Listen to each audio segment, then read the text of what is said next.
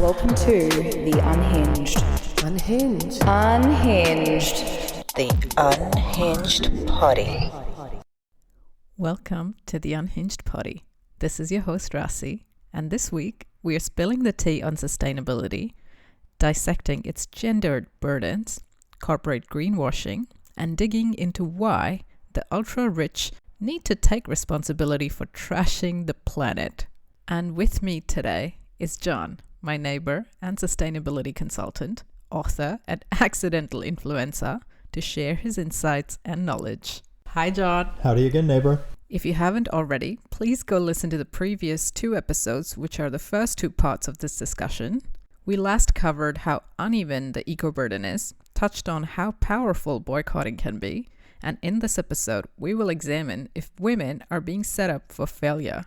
Had I said this to myself 5 years ago, I would have, totally been angry. But where you spend your money absolutely matters. Why it took me so long to realize this, as somebody who works with companies day in and day out, I kick myself in the ass every day for not realizing it earlier, but absolutely, it's the only thing they listen to. If you don't buy from a company, then it hurts. Then it hurts them, and all of a sudden they're saying, oh, well, why didn't they do it? Let's change our ways. And that's the only thing that really, really works. There are always companies that will want to do the right thing. There are plenty of examples of ones doing the right thing. There's the laundry list of the typical suspects. Ben & Jerry's, Unilever, Patagonia, the ones we always hear about, right? They're doing good things.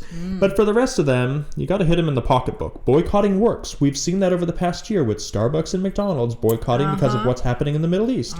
Boycotting absolutely works.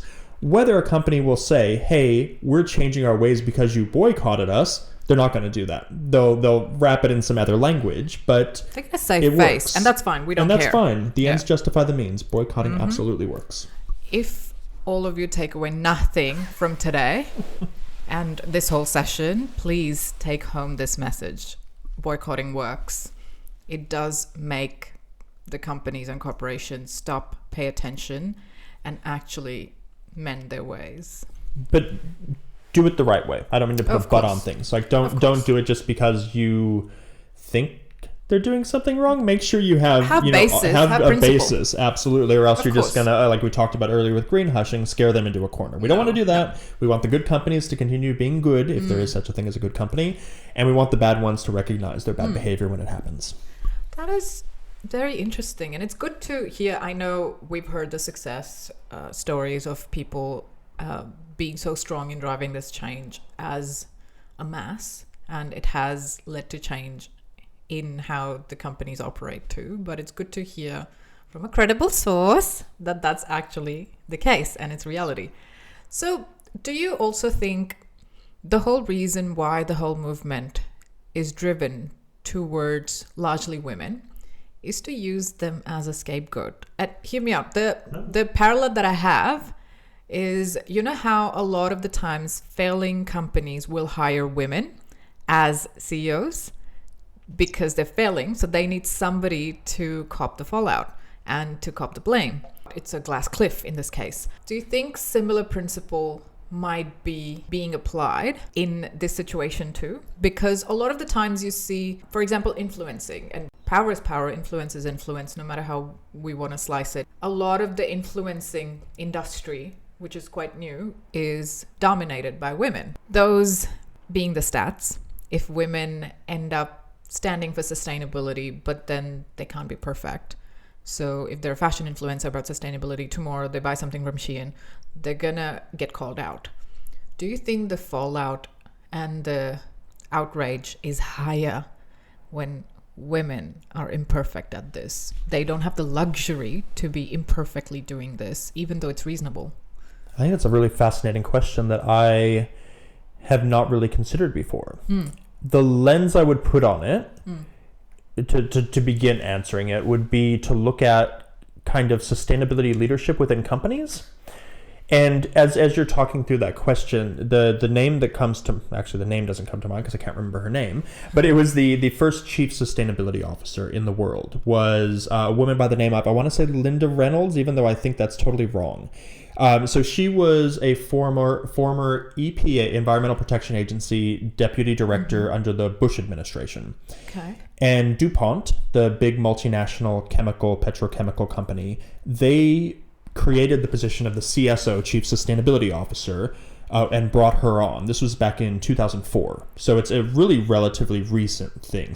Corporate sustainability is really recent. Yeah. The professionalization of sustainability is a very, very recent thing. It hasn't been around that long. So she was put in power in 2004. And I think, and very much extrapolating here, I don't know, but I would venture to guess that she was brought in as that scapegoat.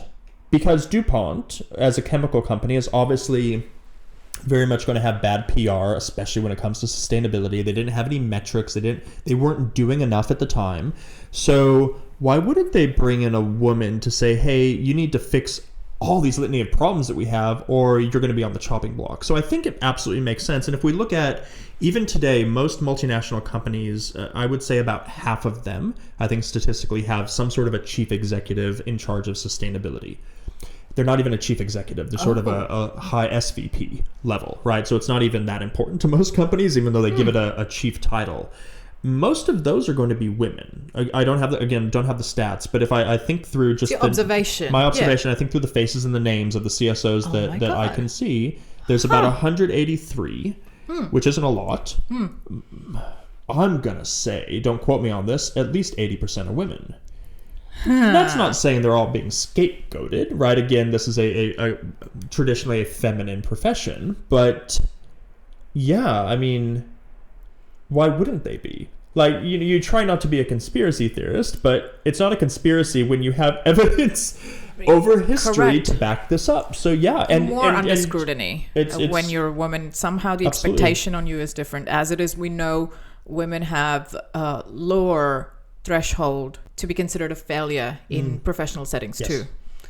You're held to much higher standards. So I feel like that might be connected. It could be. And a footnote, Linda was very successful in the role. She actually shaped the future of CSOs and the profession in a lot of ways, because she forced DuPont, instead of just sitting back and being the scapegoat for the bad PR, she forced DuPont to actually create its sustainability programs and metrics that, again, not a perfect company because they operate in chemicals, but doing a lot better than had they not put her in there in the first place. That is so fascinating. I had never thought about it, but I'm going to look into it much more now. That's food for thought for everybody. Then in that case, what examples have you seen in your experience so far where if women are leading the sustainability and climate movement in any capacity, where they still face a whole different set of barriers and much higher level of resistance or number of problems compared to if their male counterparts were leading that same role? If men wanted to lead that change, do you think it would be easier for them? I might be wrong. Maybe this is not gendered, but if you don't ask the question, you don't know. You don't investigate. Do you think it becomes an issue that it's coming from a woman and people don't want to hear it because she's talking from emotional standpoint? Or yes, so part of the role, one of the biggest parts of the role of a sustainability professional, especially as you get to the higher echelon of a business, is to be the engager of different stakeholders, to be able to tell the story, to be an activist, even though I don't like using that word, but to be an activist in a way that's going to galvanize support from within the business towards whatever ends you're going to. That's not an easy thing to do. And so the opportunity for naysayers, and there's plenty of them within a business, to say, oh, you're just being emotional about this, or this is an emotional issue, is always going to be ever present. I think there are many things that are really getting sustainability professionals right now banging their head against a wall in terms of making progress. And a big part of that is resourcing. Let's be honest and put our cards on the table that when it comes to demanding resourcing from within a traditional business, women are going to have a much harder time getting those resources. That's very true. So I'm sure there are stats about that all over the place. But if you have women in charge of sustainability and we know that they're complaining about resourcing, I think it's something on the order of 90% of sustainability professionals, when polled back in 2024, said they do not have the resources to be successful.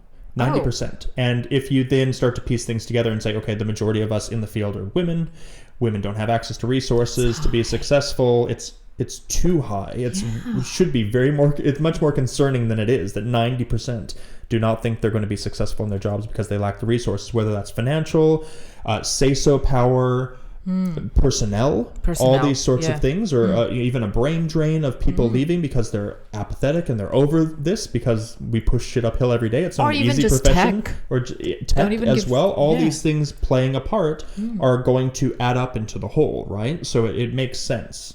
Are women being scapegoated? I'm not entirely sure, but there's absolutely a gender lens. Looking suspicious. It's looking suspicious, and there's absolutely a gender lens to the profession as much as there is to sustainability writ large. It continues to be the case that the women will dominate the climate action and sustainability initiative at the grassroots, but older men will continue to dominate the fossil fuel boards and environmental policy. That doesn't seem to be the place where they want to put women. They want to put them in the laborious parts where they will constantly face backlash and roadblocks and disappointments and exhaustion, and be coming face to face with the life consequences of the awful effects that climate change or non-sustainable actions have. But God forbid you put them in the actual spaces where decision making is happening, isn't it? And it's the same across, certainly, like you said, environmental policy is part of that at a national and an international level. It's primarily from men. We look at the picture from COP last year. COP is the UN annual climate conference. Yeah. They take that fun photo with all the the heads of state or the heads of delegation that are there. Last year, I think there were 5 women out of the 194 people there.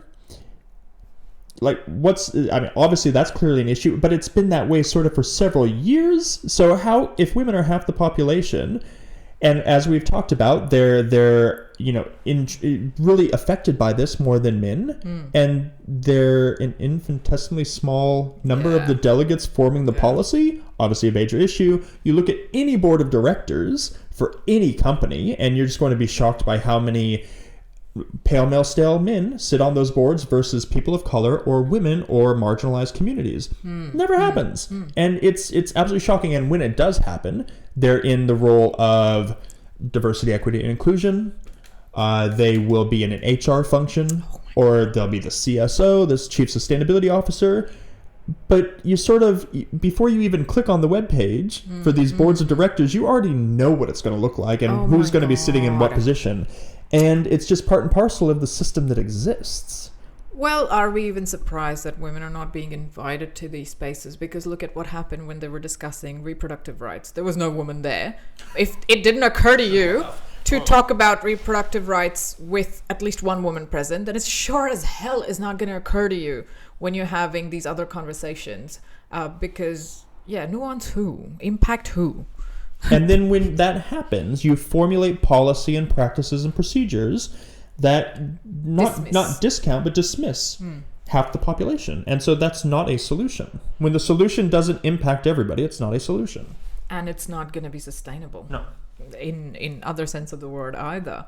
So then you did already mention, but if I had to summarize, I would say the climate crisis and the need for things to be more sustainable, it would expose the deeper power imbalance in regards to how there's an issue when you bring gender into the conversations, yes, but also race, class, socioeconomic status, like you said. The intersectionality of sustainability, intersectionality being how all the pieces of society work together, is something that we don't talk about nearly enough, even within the field. And it was very apparent with Greta Thunberg going to Palestine and talking about Palestine over the past year, and people telling her, stop talking about politics, you're supposed to be talking about environment. And that didn't come from an ignorant, general public, no offense to the general public. That was coming from people inside the sustainability profession as well, and how they could not see that all sustainability is political was mind-boggling to me, because we started as a political movement, we continue as a political movement. Everything about sustainability is absolutely political. funny how everything is political, but it's not seen as such when you want to make an empathetic point or to make a very strong point. But everything does end up being political when they want to use it against you. Oh, 100%. When they want to implicate you as being offensive to the government or whatever, when they want to strip you of your job or your privilege or whatever, that's when they'll say this was political. They'll go out of their way to extrapolate that meaning into somehow being political. The joys of being the intellectual and seeing the real things and being a woman and being aware. Fun. We talked a lot about the gender and its role and gender takes on sustainability, and that was fascinating.